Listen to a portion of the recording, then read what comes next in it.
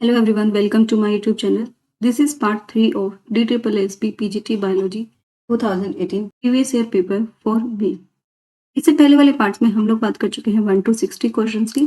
आज हम बात करेंगे हमारे आगे वाले क्वेश्चंस के बारे में। तो आइए स्टार्ट करते हैं आज की वीडियो। क्वेश्चन नंबर 61 है, which of the following feature is not considered for the natural classification system of plants by Bentham and Hooker.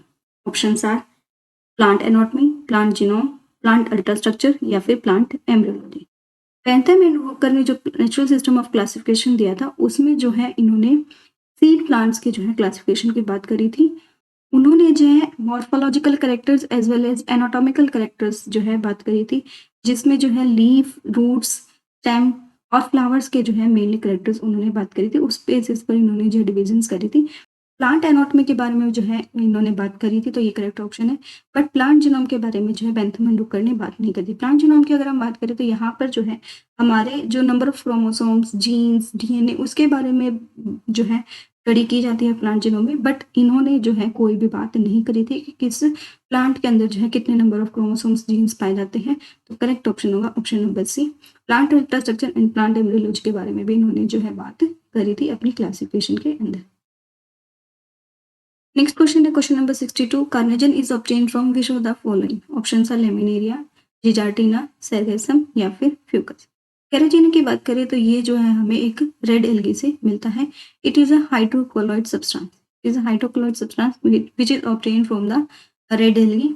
Laminaria जो है एक ब्राउन एल्गी का एग्जाम्पल है। गेजार्टिना जो है रेड एल्गी का एग्जाम्पल है। Sargassum is also a brown algae and as well as fucus भी जो है एक ब्राउन एल्गी का एग्जाम्पल होता है। तो कार्निजन जो है रेड एल्गी से मिलता है, तो करेक्ट ऑप्शन होगा option number B. Next question है question number 63। Which of the following is not a biological oxidoreductase. Options are nitrogenase, malate dehydrogenase, pyruvate carboxylase या फिर परऑक्सीडेज।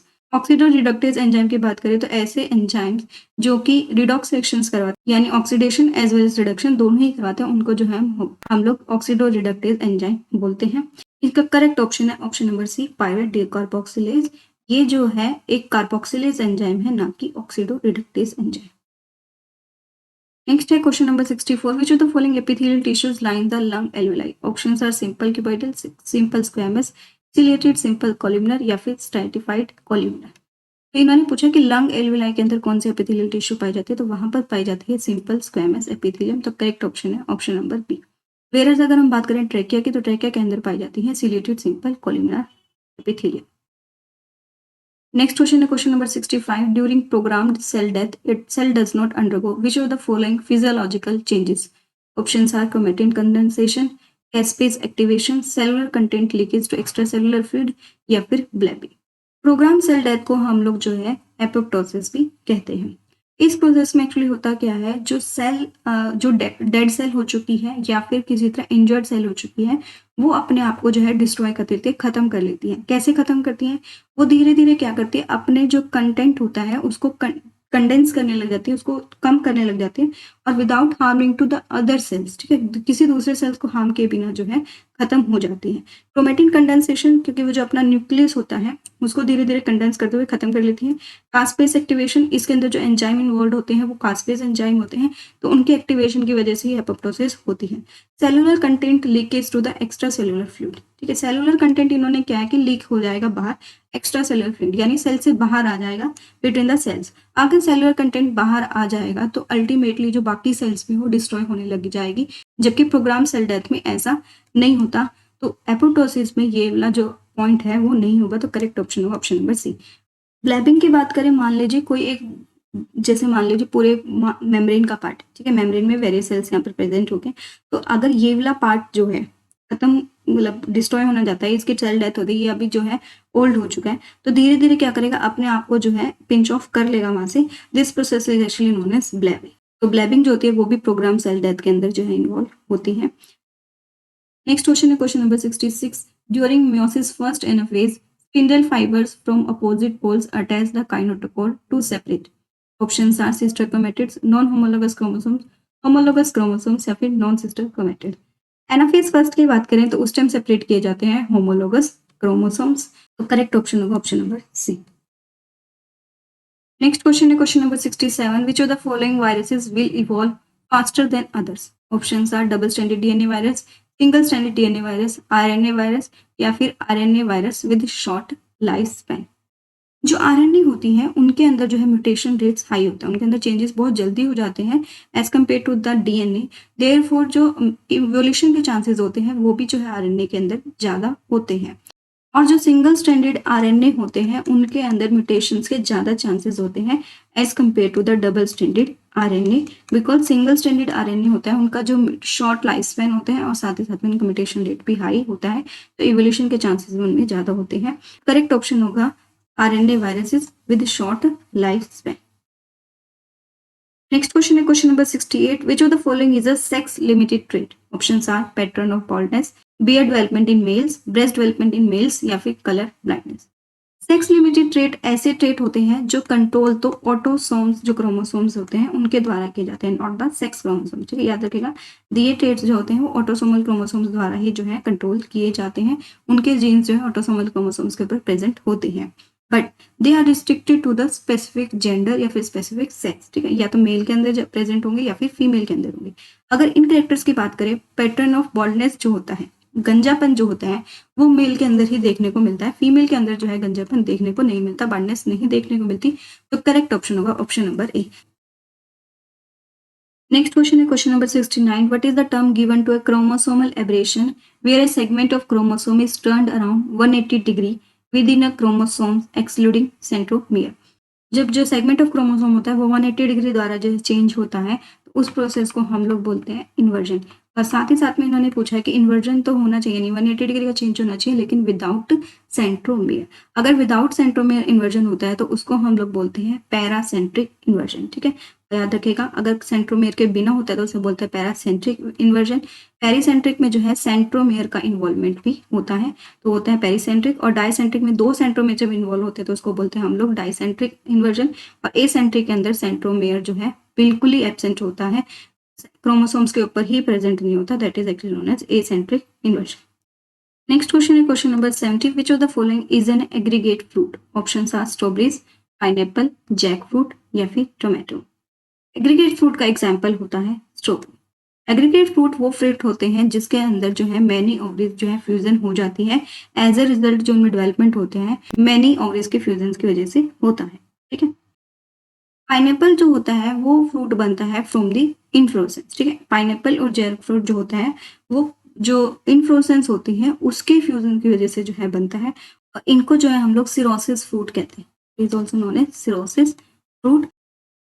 जबकि टोमेटो की बात करें तो इसके अंदर जो है मैनी ओवरी प्रेजेंट ही नहीं होती, यहाँ पर जस्ट वन ओवरी होती है, उसकी वजह से जो है फ्रूट बनता है. नेक्स्ट क्वेश्चन है question number 71. Which of the following is a plant haemoglobin?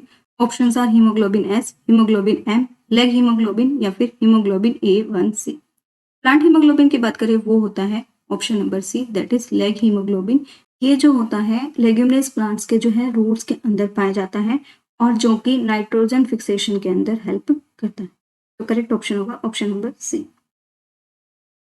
Next question है question number 72. In Hardy Weinberg population what will be the frequency of individual with genotype small a if the frequency of allele capital A is 0.7. तो इन्होंने जो है frequency of individual with genotype A small a के बारे में जो है पूछा हुआ है, दैट इज ए हमें जो है यहाँ पर निकालना है, जबकि हमें फ्रीक्वेंसी ऑफ कैपिटल ए जो है यहाँ पर दी हुई है. ए जो है हम लोग यहाँ पर 0.7 दिया हुआ है और फ्रीक्वेंसी ऑफ कैपिटल ए को हम डोनेट करते हैं पी से, तो पी को क्या दिया हुआ है हमारा, that is 0.7. Hardy Weinberg equation से बात करें तो वो होता है P plus q is equal to 1. अगर हम बात करें P जो है हमारा वो कितना है 0.7, तो Q क्या आ जाएगा हमारा 0.3. और स्मॉल a को हम लोग डोनेट करते हैं Q से जो कि इक्वल होगा 0.3. तो स्मॉल a की बात करें तो वो होगा हमारा 0.3 इंटू 0.3, तो दैट इज इक्वल टू 0.09. ठीक है, तो करेक्ट ऑप्शन होगा option number B, that is 0.09. Next question is question number 73. Which of the following is the first carboxylation product of C4 plants? Options are 3-phosphoglyceric acid, malic acid, phosphoglyceraldehyde और oxaloacetic acid. C4 plant की बात करें तो यहाँ पर जो first product होगा वो बनेगा 4 कार्बन प्रोडक्ट और इसका करेक्ट ऑप्शन है option number D, that is oxaloacetic acid. Next question is question number 74. The mesenchyme is an embryonic tissue that primarily give rise to which of the following tissue in adults? Options are connective tissue, epithelial tissue, neural tissue या फिर muscular tissue. Adults में बात करें तो mesenchyme सबसे पहले जो है बनाती है वो है कनेक्टिव टिश्यू, तो करेक्ट ऑप्शन होगा option number A. Next question है question number 75. Which of the following modification of DNA is the reason of genomic imprinting? कौन सी डीएनए मॉडिफिकेशन की वजह से जो है जीनोम प्रिंटिंग होता है? ऑप्शन आर ग्लाइकोसाइलेशन, साइलेशन, मिथाइलेशन या फिर एक्रिलेशन. डीएनए मिथाइलेशन की वजह से जो है जीनोमिक प्रिंटिंग होता है, तो करेक्ट ऑप्शन होगा option number A C. Next question है question number 76. What will be the type of mutation if U is replaced with A at 9th position in the sequence? That is AUG, AAG, UU और GGC. ठीक है, तो that is 1 2 3 4 5 6 7 8 और 9. तो इस position पर जो है इन्होंने चेंज कर दिया, इसकी जगह जो है इन्होंने नाइट्रोजनस ए को जो है रख दिया है. ठीक है, यू की जगह ए को रख दिया eight 9th position. That is क्या बन जाएगा अब AUG, AAG और UUA. ठीक है, तो इस तरह से जो है अब जो है हमारा न्यूक्लियोटाइड सीक्वेंस हो जाएगा. यहाँ पर क्या हुआ, इन्होंने क्या करा, यू जो क्या है वो एक पिरामिडिन है. ठीक है, ये क्या है, एक पिरामिडिन नाइट्रोजिनस बेस है और ए जो है एक प्यूरिन नाइट्रोजिनस बेस है. जब प्यूरिन को पिरामिडिन से या फिर पिरामिडिन को जो है प्यूरिन से एक्सचेंज किया जाता है, उसको हम लोग बोलते हैं ट्रांसवर्जन म्यूटेशन. ठीक है, उसको हम लोग क्या बोलते हैं, ट्रांसवर्जन म्यूटेशन. तो ये करेक्ट ऑप्शन होगा ऑप्शन नंबर बी. जबकि ट्रांजिशन की अगर हम बात करें तो यहाँ पर प्यूरिन को है प्यूरिन से रिप्लेस किया जाता है और पिरामिडिन को जो है पिरामिडिन से ही रिप्लेस किया जाता है, उसको हम लोग बोलते हैं transition mutation. Frame sheet mutation में अगर हम बात करें तो होता है या तो एडिशन किसी, ठीक है, किसी नाइट्रोजनस बेस का एडिशन होता है या फिर डिलीशन होता है, तो उसकी वजह से फ्रेम शीट म्यूटेशन होता है. और इन्वर्जन के अंदर 180 डिग्री जो है वो चेंज कर दिया जाता है, उसे बोलते हैं हम लोग इन्वर्जन. नेक्स्ट क्वेश्चन है question number 77. Which of the following is N autosomal dominant disorder? Autosomal dominant disorder का एग्जांपल होता है एकेंड्रोप्लासिया, जिसके अंदर जो है बोन ग्रोथ नहीं हो पाती. ठीक है, यहाँ पर क्या होता है, बोन ग्रोथ नहीं हो पाती due to mutation in the fibroblast growth factor. के अंदर जो फाइब्रोब्लास्ट ग्रोथ फैक्टर होता है उसके अंदर जो है म्यूटेशन हो जाती है, एज अ रिजल्ट जो है बोन की ग्रोथ नहीं हो पाती.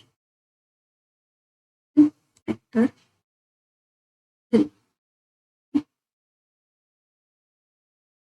Next question is question number 78. Which of the following environmental factors plays an important role in sex determination in reptiles? Options are humidity, temperature, rainfall, carbon dioxide concentration in air. Reptiles की अगर हम बात करें वहां पर जो temperature होता है वो सेक्स डिटर्मिनेशन में हेल्प करता है. थोड़ा सा भी टेम्परेचर चेंज होना वहां पर जो है जेंडर को चेंज कर देता है, तो करेक्ट ऑप्शन होगा option number B.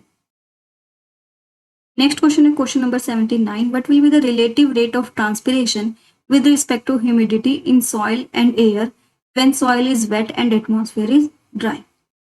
Options are maximum, minimum, moderate या फिर below average. जब एनवायरनमेंट के अंदर सॉइल जो है वेट होती है और एटमॉस्फेयर ड्राई होता है वहां पर ट्रांसपिरेशन रेट जो है मैक्सिमम होता है, तो करेक्ट ऑप्शन होगा option number A. Next question है question number 80. Which of the following provides evidence for the evolutions of homo sapiens? Options are comparative anatomy, comparative biochemistry, fossil records या फिर comparative genome. यहाँ पर जो है genome आएगा. इसका करेक्ट ऑप्शन है option number C, that is fossil records. Fossil record जो होते हैं वो बेस्ट एविडेंस होते हैं फॉर द इवोल्यूशन. ठीक है, तो करेक्ट ऑप्शन होगा option number C. Next question है question number 81. Which of the following cell junctions are absent at intercalated disc? Intercalated disc की अगर हम बात करें वहां पर जो है टाइट जंक्शन एब्सेंट होते हैं, तो करेक्ट ऑप्शन होगा option number A. Next question है question number 82. Which of the following statement is correct with regard to the nervous system of earthworm? अगर अर्थवर्म की बात करें तो वो जो है एक नॉन कॉर्डेट होता है और नॉन कॉर्डेट के अंदर जो है नोटोकॉर्ड एब्सेंट होते हैं, उसकी जगह जो है नर्व कॉर्ड पाए जाते हैं. उसके लिए जो है ट्रिक होती है लर्न की, दैट इज NVS डिपार्ट. ठीक है, N for non coordinates, V for ventral. ठीक है, ये जो क्या होता है वो कौन सी पोजीशन पर होते हैं, वेंट्रल पोजीशन पर होते हैं. S मतलब होता है सॉलिड और D मतलब होता है डबल. ठीक है, तो D मतलब क्या होता है double. Nerve cord is single and present ventrally. No, तो ये गलत होगा. Nerve cords bifurcates at the interface of two body segments. जो नर्व कॉर्ड्स होते हैं वो बाइफरकेट्स हो जाते हैं, जिसकी वजह से वो डबल नंबर में हो जाते हैं, तो करेक्ट ऑप्शन होगा option number B. Next question है question number 83. What is the term given to the water loss by plants in its liquid phase? Option are guttation, transpiration, diffusion या फिर root pressure. तो इन्होंने पूछा कि जब water loss liquid phase में हो रहा है तो उसको हम लोग क्या बोलते हैं, उसको हम बोलते हैं गटेशन। करेक्ट ऑप्शन होगा ऑप्शन नंबर ए। अगर जो है वाटर लॉस वेपर के फॉर्म में होता है तो उसको हम लोग बोलते हैं ट्रांसपीरेशन। नेक्स्ट क्वेश्चन है question number 84, which of the following events stimulates CDK1 enzyme activity.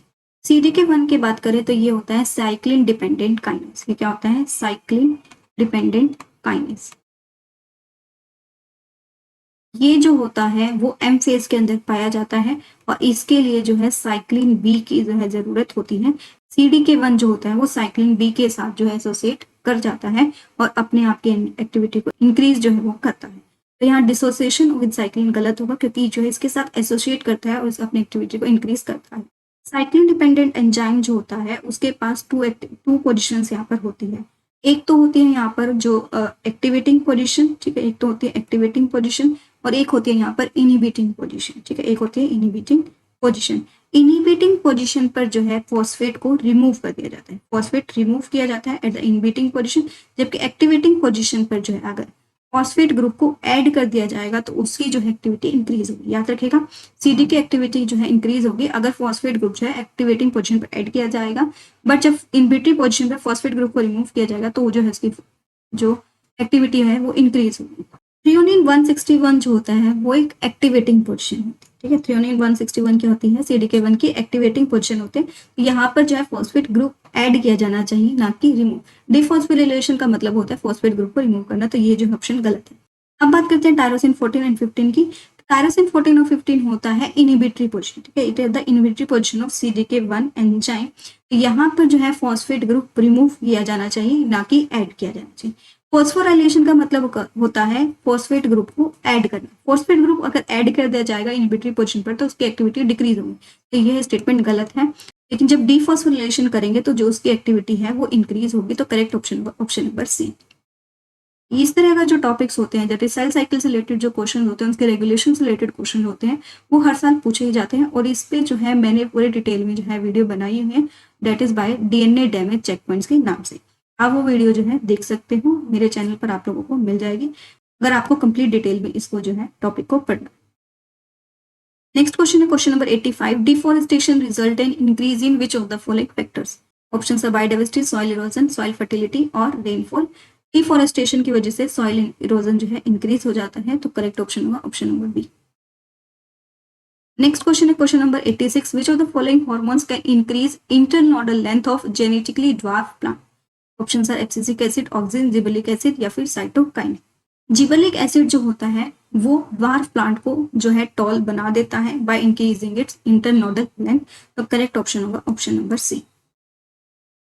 Next question है question number 87, which of the following molecular aspect was were known even before the chromosomal theory of inheritance given by Sutton and Boveri in 1902।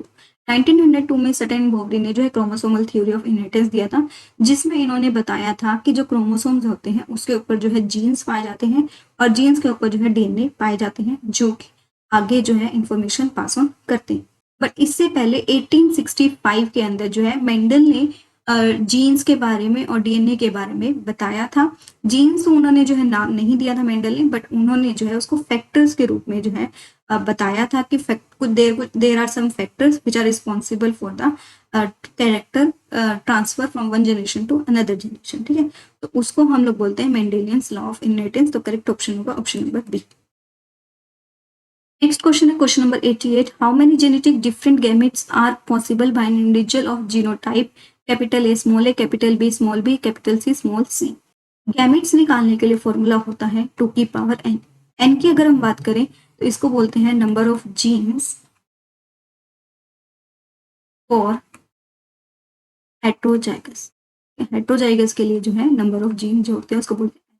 अगर हम बात करें यहाँ पर जो heterozygous condition होती है वो 3 में पाई जा रही है, दैट इज 1 2 एंड 3। ये तीनों जो है हेट्रोजाइगस है, तो 2 की पावर n क्या हो जाएगा 2 की power 3, that is equal to 8। Correct answer होगा answer number A, that is A. अगर मान लीजिए यहाँ पर जो है जीनोटाइप कुछ इस तरह से दिया होता है, that is capital B capital C small c। तो यहाँ पर अगर हम निकाल लें तो यहाँ पर नंबर ऑफ गैमेट्स होते हैं 2 की पावर n और यहाँ पर n होता, ये जो है हेट्रोजाइगस है, ये भी जो है हेट्रोजाइगस है, बट ये जो है होमोजाइगस कंडीशन है। तो यहाँ पर हेट्रोजाइगस हमें सिर्फ चेक करना है, होमोजाइगस हमें चेक नहीं करने। तो एन होता है 2 के इक्वल, तो 2 is power 2 is equal to 4। यहाँ पर जो नंबर ऑफ गैमेट्स बनते वो बनते 4। नेक्स्ट क्वेश्चन है question number 89, which of the following plants does not show branch anatomy? Options are sugar cane, wheat, maize या फिर राइस। ब्रांच एनाटॉमी की बात करें तो वो पाई जाती है C4 प्लांट्स के अंदर। शुगर केन होता है एक C4 प्लांट, व्हीट होता है C3 प्लांट्स, मेज जो होता है वो भी C4 प्लांट होता है, और राइस भी होता है वो एक C3 प्लांट होता है। तो यहाँ पर करेक्ट ऑप्शन आएंगे option number B and option number D. ठीक है, दोनों ही यहाँ पर करेक्ट होंगे, व्हीट और राइस।